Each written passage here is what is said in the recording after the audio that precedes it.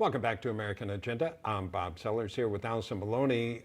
With President Biden and the Democrats' massive spending plans, many economists are expressing fears of what could become rapid inflation. Let's take a look at a year-over-year comparison. Lumber surging 250%. Steel is up 67%. Gas prices per gallon for your vehicles rose 52%.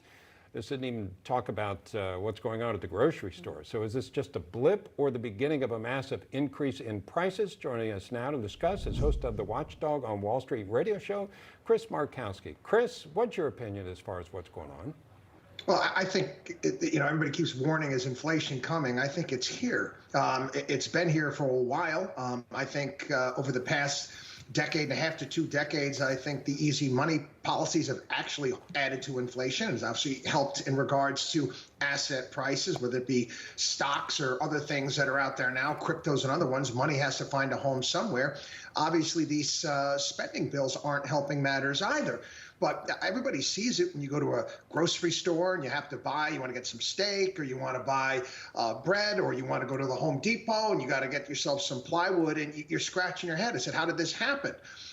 This is the reality of the situation today. Inflation is here. The idea, that they're pushing right now is only going to be here for a little while. It's transitory.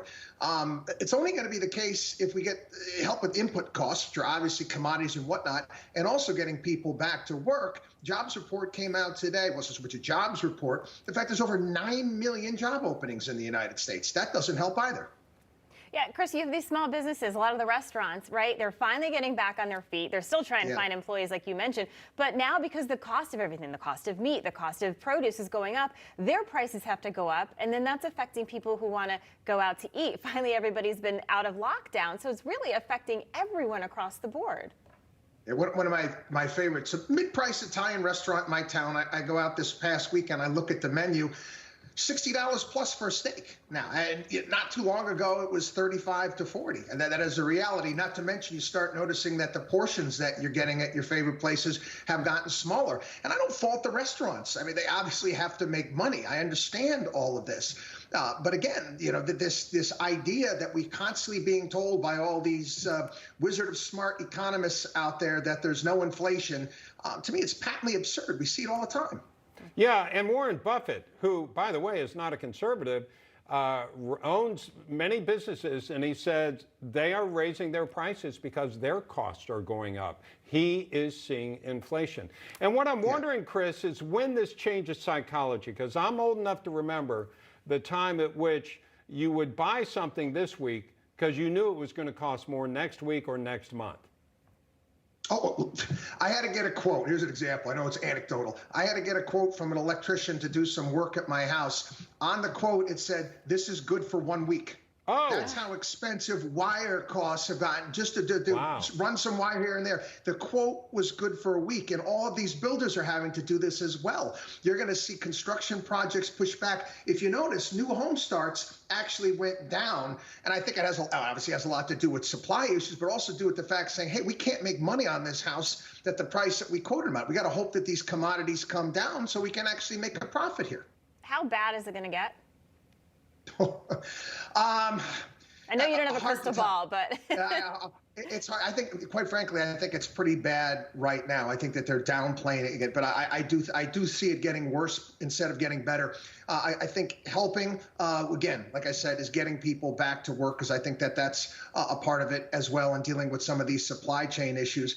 A lot of money has floated out into financial instruments, which have floated those up to a ridiculous degree. And it's also a lot of people spending money, and obviously too much money chasing too few goods.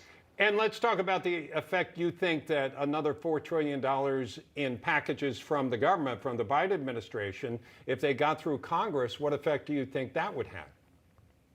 Again, we can go back and there's a track record, see what Joe Biden did under Barack Obama, and even Barack Obama came out and said Biden's an extension of his administration, and where that money went. In many respects, just setting it on fire to some degree, almost akin to digging a hole and then, fill in that hole back up. The government's not very good at stimulus packages. They're not very good at infrastructure packages because, again, they try to come up with new far-flung ideas, whether it be bullet trains in California that never get completed, and you end up with a lot of boondoggles. So again, a lot of more money is going to be printed, a lot more money is going to be spent, and without the commodities out there, yeah, it's going to hit inflation. It's going to make the prices go up. Yeah, well, prices continue to go up. Supply, we can't get lumber.